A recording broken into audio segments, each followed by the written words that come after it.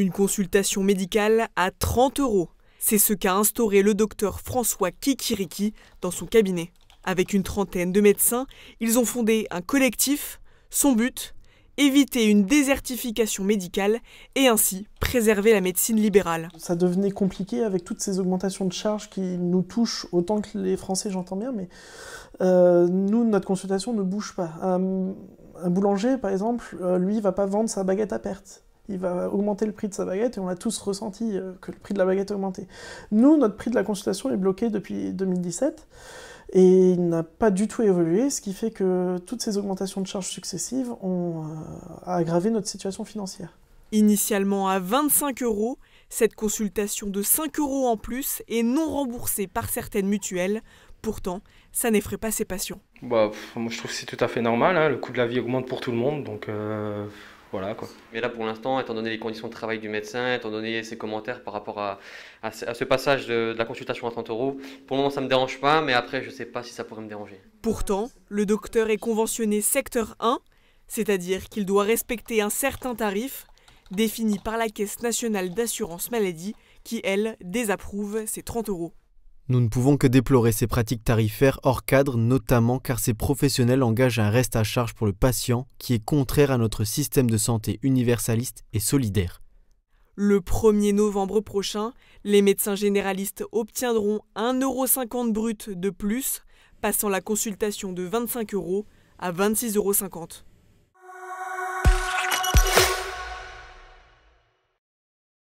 12 138, c'est le nombre de logements que la métropole de Metz souhaite construire pour attirer 5 000 habitants de plus d'ici 2032, puisque le maire François Grosdidier vise la barre des 230 000 habitants d'ici 10 ans.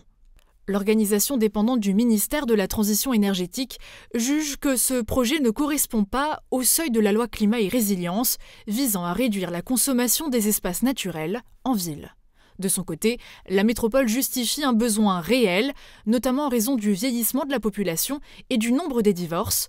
Ces constructions devront donc permettre, notamment aux seniors, de vivre en autonomie dans des lieux adaptés.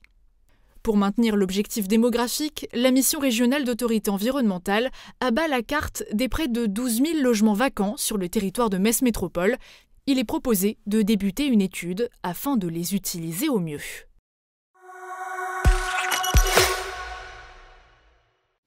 La porte est verrouillée. Cette patrouille de police est chargée de surveiller plusieurs habitations du secteur messin. On devrait rentrer les poubelles dans le garage. S'il y a une erreur qui aurait pu être commise ici, c'est les poubelles qui sont laissées juste devant la façade, juste sous une fenêtre. Donc quelqu'un pourrait très facilement monter. Heureusement, les volets sont fermés à l'étage, ce qui fait que pour pénétrer, ça sera beaucoup plus difficile pour un cambrioleur. Ces propriétaires sont partis et se sont inscrits à l'opération Tranquillité Vacances, un dispositif gratuit qui fonctionne toute l'année pour prévenir les éventuels cambriolages. Sur l'application, on voit au niveau de la France le nombre d'inscrits dans les différentes villes. Lorsqu'il n'y a pas d'appel 17 ou lorsque l'on sort d'une intervention de police secours, si à proximité il y a des OTV à faire, nous profitons de la mission pour passer et vérifier. Sur place, l'habitation est méticuleusement examinée sous toutes les coutures. Évidemment, on regarde en premier lieu les portes.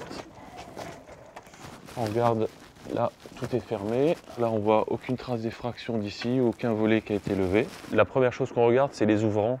Donc évidemment, la porte d'entrée, les portes arrière qui sont en général très vulnérables. Elles sont moins fortes et elles sont moins visibles de l'extérieur. Donc les gens ont plus de temps pour travailler dessus s'ils veulent les forcer. Et puis évidemment, on va regarder tous les autres ouvrants, c'est-à-dire les vitres. Pour passer les vacances tranquilles, voici quelques bons gestes à adopter.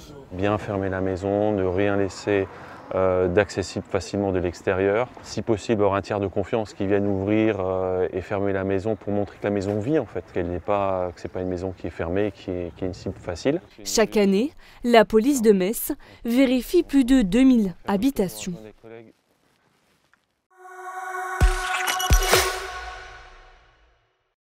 Les aires de baignade du camping Cap Fun Mirabel de Volstroff sont interdites d'accès au public depuis ce mercredi 26 juillet. Cette fermeture immédiate intervient après le prélèvement réalisé dans les eaux de piscine, relevant la présence d'une bactérie le 19 juillet dernier.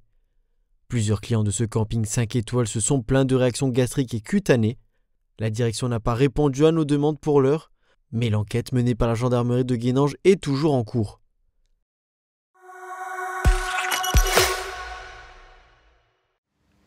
Elle est aujourd'hui complètement déserte et son accès est fermé par plusieurs blocs de béton armés. Ouverte en 2011, l'aire de repos des gens du voyage de Sarreguemines est pour la première fois inaccessible. Occupée illégalement par une famille depuis 2020, la Casques avait mis en œuvre plusieurs démarches pour les faire partir, sans succès. À l'occasion du Covid, un groupe de gens du voyage a décidé de ne plus payer ses séjours et l'aire est devenue occupée régulièrement à partir de août 2020. Les procédures ont été engagées, la communauté d'agglomération avait obtenu gain de cause à plusieurs reprises devant la justice, mais les moyens et la mobilisation des forces de l'ordre n'avaient pas été requises les premières années. Soutenue par l'État, la Casques a alors pu faire appel aux forces de l'ordre pour expulser cette famille. L'expulsion s'est déroulée ce lundi. Des dégradations ont alors été constatées sur le lieu, des dégâts estimés à hauteur de 400 000 €. Cependant, les travaux de réparation ne sont pas encore à l'ordre du jour. Aujourd'hui, ces dégâts sont simplement chiffrés, mais les travaux ne vont pas être engagés tout de suite. Tout d'abord, des demandes de subventions sont faites pour obtenir au moins 50% de soutien de la part de l'État si l'aire doit être réhabilitée.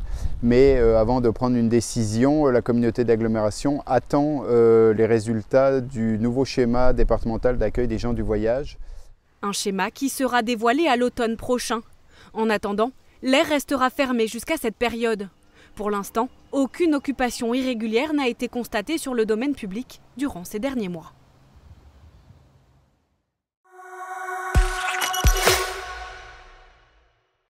Se soigner dans les thermes, c'est possible depuis le 17 juillet à Nancy Thermal. Le complexe aquatique propose un espace pour les nageurs, mais aussi et surtout pour les curistes. Depuis l'ouverture, environ 250 curistes viennent se soigner ici par jour et les avis sont déjà mitigés.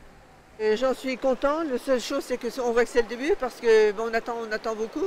Mais je ne fais pas de critique parce que tout le monde est vraiment très agréable. Je ne suis pas du tout convaincue que je reviendrai l'année prochaine. C'est la mise en route. Hein. Là, je pense qu'il y a des petits soucis d'horaire. Mais bon, on est là quand même pour rester 1h30, 2 heures, donc on prend son mal en patience, voilà. Parce que l'endroit est agréable. Une offre thermale de plus qui s'ajoute en Lorraine, puisqu'Amnéville compte déjà la sienne depuis de nombreuses années. Ce qui n'a pourtant pas freiné le groupe Valvital à la tête de Nancy Thermal. Aujourd'hui, on a une clientèle qui n'est pas uniquement la clientèle d'Amnéville, on a créé un nouveau marché. Même pour les cures thermales, il y a des gens qui ne pouvaient pas partir en cure parce que c'était trop loin, et qui viennent aujourd'hui en cure à Nancy Thermal. Il y a eu du thermalisme au début du 19e siècle, au début même du 20e siècle à Nancy. Et l'objectif, c'était naturellement que Nancy retrouve ses origines, qui sont des origines thermales, bien avant Amnéville. Mais qu'en pense le pôle thermal d'Amnéville de cette installation nouvellement implantée à 72 km de chez eux? Pour Guillaume Dumas, directeur, cette nouvelle structure ne l'inquiète pas plus que ça. C'est une bonne nouvelle parce que ça prouve que le thermalisme est un secteur dynamique. Je pense qu'il y a de la place pour tout le monde. Après, nous, on a une particularité, c'est plus que 90% de nos curistes sont des curistes locaux, donc qui font les trajets de manière quotidienne pour venir faire leur cure. Bon, chacun trouvera un peu son équilibre et nous, on mise sur cette emprise locale pour justement tirer notre épingle du jeu. La Lorraine compte à ce jour 9 stations thermales. En 2022, Amnéville comptait pas moins de 8000 curistes. Nancy Thermal, lui, espère en accueillir 15 500.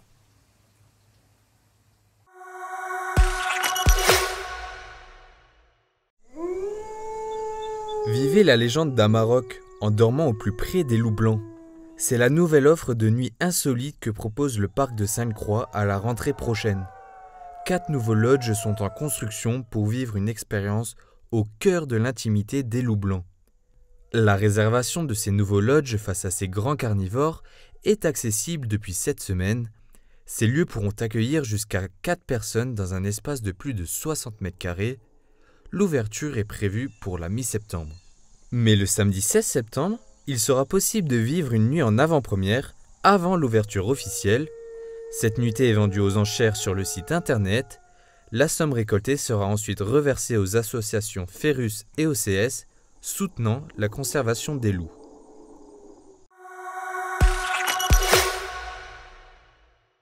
On est sur le toit de la galerie 3.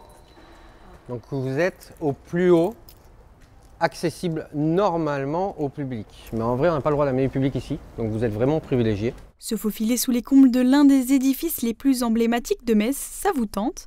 À l'occasion d'une série de rendez-vous intitulée Visite sur le toit, le Centre Pompidou-Metz a organisé des visites guidées insolites au mois de juillet, directement sous la charpente du bâtiment, un endroit d'ordinaire inaccessible au public. Alors, il y a un petit film qui existe où vous voyez la construction du Pompidou en accéléré.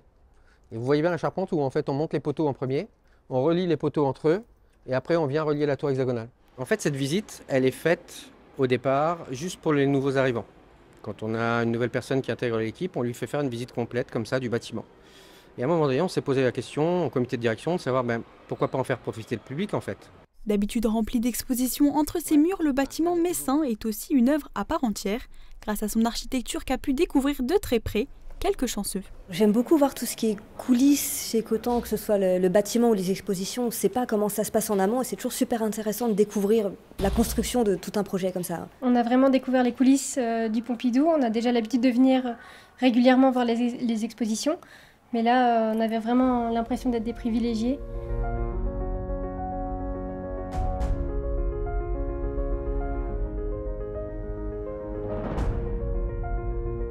Avec plus de 300 000 visiteurs par an et 5 000 mètres carrés d'exposition, le Centre Pompidou attire et fascine par sa forme quelque peu atypique. Alors ce projet est né de la vision de Shigeru Ban d'un chapeau chinois. Voilà, tout simplement. Il a un chapeau chinois avec lui et lors d'un voyage, il décide de donner la forme au Centre Pompidou-Metz de chapeau chinois. Donc c'est notre couverture, c'est notre toiture, c'est notre signature, c'est ce chapeau chinois en bois. Anecdotes sur la construction, méthodologie d'entretien, chiffres clés du musée et bien d'autres histoires passionnantes ont ponctué ces visites. De quoi apprécier le Centre Pompidou sous tous ses aspects, de l'intérieur à l'extérieur et même en prenant un peu de hauteur.